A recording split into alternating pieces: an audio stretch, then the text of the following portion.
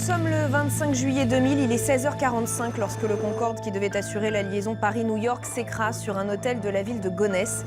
Le drame se joue moins de 90 secondes après le décollage. 113 personnes sont tuées, 100 passagers, des Allemands pour la plupart, qui partaient en voyage organisé, mais aussi 9 membres d'équipage et 4 personnes de l'hôtel. C'est la première fois qu'un accident se produit sur le supersonique et on revient sur ce jour avec notre invité, c'est Sébastien Turet. Bonjour. Bonjour. Vous êtes producteur, réalisateur, journaliste, fondateur de la société de production Sur une île et vous êtes l'auteur d'un documentaire sur cet accident, Concorde, le crash d'un mythe. Est-ce que l'on peut d'abord revenir sur les faits? Que se passe-t-il dans les dernières secondes avant le crash? Je crois qu'il y a des échanges que l'on connaît aujourd'hui entre la tour de contrôle et le pilote. Oui, tout à fait. Ce jour-là, le Concorde décolle tout à fait normalement. Donc les deux pilotes et le mécanicien qui sont à bord mettent plein gaz. L'avion roule et dans la tour de contrôle, on s'aperçoit qu'il y a une flamme qui sort de l'aile du Concorde et qui fait plusieurs centaines de mètres, en tout cas qui est plus longue que la longueur du Concorde lui-même. On prévient à ce moment-là l'équipage, on dit Concorde, vous avez des flammes, mais la procédure veut qu'on ne peut pas interrompre comme ça un décollage. Les pilotes décident de poursuivre. Ils arrêtent tout d'abord un premier moteur qui est en feu, parce qu'il y a des alarmes partout qui se déclenchent dans le cockpit. Ils arrêtent un second moteur qu'ils croient également en feu. Avec 2 moteurs, le Concorde en possède 4 réacteurs. Là, il ne vole plus que sur 2 réacteurs. Il ne peut plus voler. Il s'écrase effectivement 90 secondes plus tard. Mais on sait que de toute façon, avec cette flamme gigantesque, le Concorde était en train de se consumer. Il aurait pu exploser en vol quelques secondes plus tard s'il ne s'était pas écrasé. Alors avant de parler des causes officielles et non officielles, il faut peut-être se rappeler à quel point le Concorde était un avion mythique, un appareil qui faisait la fierté de tout un pays. Alors, la fierté de tout un pays, même de 2 pays, puisque c'est un avion franco-anglais. Il a été conçu et construit par les Français et par les Anglais dans les années 60. C'est un avion de ligne, donc comme un Airbus, mais qui volait à 2,2 fois la vitesse du son. Il n'y a aucun autre avion au monde qui est capable de faire ça. Il n'y en a jamais eu avant, il n'y en aura peut-être jamais plus. Donc effectivement, c'est une fierté. Un avion qui a été conçu dans les années 60, qui a été mis en ligne en 1976, donc bien longtemps après, et donc ce crash des années 2000. Mais effectivement, c'était un avion mythique, incroyable. Alors après le drame, très vite, une thèse officielle apparaît, celle d'une lamelle en titane qui se trouvait sur la piste et qui crève un pneu du train d'atterrissage. Et là, tout se serait enchaîné.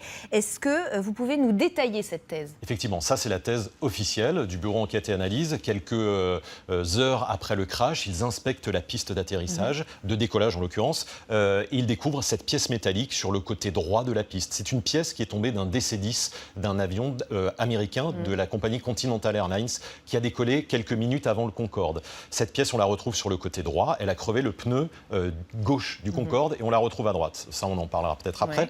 Mais de cette pièce, en tout cas, le bureau enquête analyse estime que tout est parti, que c'est la cause unique du crash. Il a crevé le pneu du Concorde, le pneu a explosé. Il y a une partie de ce pneu qui a tapé sous l'aile du Concorde. C'est là où se trouvent les réservoirs. Des réservoirs qui ont ce sont des parties métalliques très fines parce qu'il fallait que le Concorde soit très léger.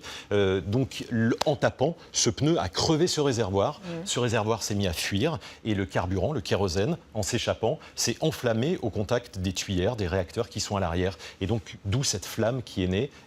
Voilà, et c'est la cause principale du Concorde. La thèse officielle, c'est cette pièce. Il n'y a qu'une pièce qui est responsable. Et d'ailleurs, lors du procès en 2010, le tribunal correctionnel de Pontoise estime que la compagnie américaine Continental Airlines est la seule responsable du crash. Voilà, est la seule responsable du crash à la fin du procès. Même le chaudronnier qui a posé cette pièce sur le DC-10 est mis en accusation. Il a de la prison avec sursis. Il faut savoir qu'au moment du procès, il y avait également 3 autres personnes. Le constructeur, une personne qui avait participé à la construction du Concorde et 2 personnes qui faisaient partie de l'aviation civile française pour des manquements de maintenance, de surveillance de cet avion pendant des années, mais ils n'ont pas été accusés à la fin de ce procès. Et il y aura un procès en appel en 2012. Est-ce que vous pouvez nous rappeler ce qu'il va donner, ce procès? Absolument rien. Il y a eu un non-lieu.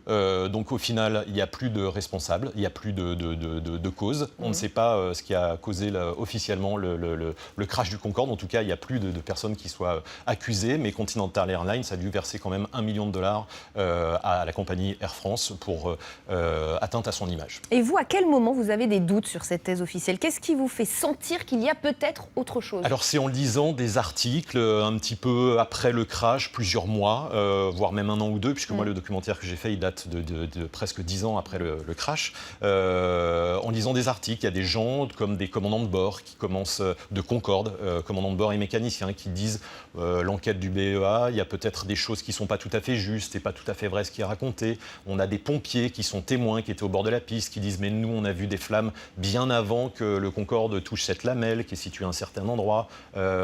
Donc il commence à y avoir des choses qui sont dites, qui sont écrites et qui me paraissent un petit peu bizarres. Et donc j'ai l'opportunité de réaliser un documentaire sur le sujet, et d'enquêter pendant 1 an en tout cas sur le sujet. Et là vous mettez donc à enquêter. Pourquoi d'après vous on n'a pas écouté les témoignages que vous avez lus et que d'autres ont lus, le témoignage d'une trentaine de personnes qui ont donc vu l'avion prendre feu bien avant? Exactement. J'ai retrouvé en fait une trentaine de témoins qui sont au bord des pistes et qui voient le Concorde décoller. Et dans ces témoins, c'est pas n'importe qui. Il y a des commandants de bord qui sont installés dans des avions qui sont prêts à décoller le long de la piste. Et ils voient le Concorde avancer, ils voient le Concorde en feu. Et ils le voient 1 kilomètre avant l'histoire de cette lamelle. Parce que le BE a dit on a trouvé la lamelle ici, le Concorde prend feu ici. Sauf que ces commandants de bord disent non, c'est pas vrai. Nous, on l'a vu en feu 1 kilomètre avant. Donc des commandants de bord, des gens qui connaissent l'aviation, qui connaissent le Concorde. Donc voilà, il y a tout un tas de faisceaux, de témoignages qui fait dire que la version officielle n'est pas vraie. Se rajoute à ça un ingénieur que j'ai rencontré qui, en prenant le rapport du BEA, a fait des calculs sur les poussées des réacteurs, etc. Et qui dit, bah oui, effectivement, il y a un des réacteurs qui me fait quelque chose de bizarre 1 kilomètre avant. C'est exactement au même endroit que tout ce qu'ont vu les autres témoins. Et alors pour vous, quelles sont les causes de ce crash? Alors les causes, il faut savoir que ce jour-là, le Concorde était en surpoids. Il y avait trop de carburant, il y avait trop de bagages à l'intérieur. C'est pas la raison principale. Mais c'est un facteur aggravant peut-être? C'est un facteur. En tout cas, effectivement, en aviation, il n'y a jamais une cause. C'est une succession un enchaînement de causes. Il y a le train d'atterrissage. Il manque une pièce dans le train d'atterrissage gauche du Concorde. Une entretoise, qui est une pièce métallique qui sert à stabiliser ce train. Le Concorde a volé 3 fois sans cette pièce. 3 atterrissages, 3 décollages sans cette pièce. Vous imaginez les contraintes énormes sur un tel avion. Et donc, le train d'atterrissage a pu bouger. Également, le Concorde devait toujours voler sur des pistes qui étaient propres, nettoyées avant. Ça, on l'a oublié au fur et à mesure des années, mais c'est un avion extrêmement fragile, un avion de collection. Il fallait en prendre soin. On ne pouvait pas le faire décoller n'importe où. Or, la piste de Roissy, ce jour-là, était pleine de trous. Et justement, il y a un endroit qui est au début de la piste qui s'appelle une marche, parce qu'il y a une partie en béton, une partie avec un revêtement différent, et il y avait une marche de 5 cm. Le Concorde, en passant sur cette marche, avec son train fragilisé, a pu éclater son pneu à ce moment-là, et l'enchaînement que je vous ai raconté avec cette flamme qui sort a pu se produire à cet endroit. Et effectivement, cette marche, elle se situe 1000 mètres avant la version officielle. Ça corrobore tout ce qu'ont vu les témoins. Sébastien Thurès, si je vous demande de terminer cette phrase, le 25 juillet 2000, c'est le jour où? Que me répondez-vous? C'est le jour où on a perdu un avion mythique, c'est certain, mais c'est aussi le jour où 113 personnes sont mortes, 113 innocents, à cause d'un laxisme à la française, parce que cet avion n'était pas bien entretenu et on savait depuis longtemps qu'il avait des faiblesses.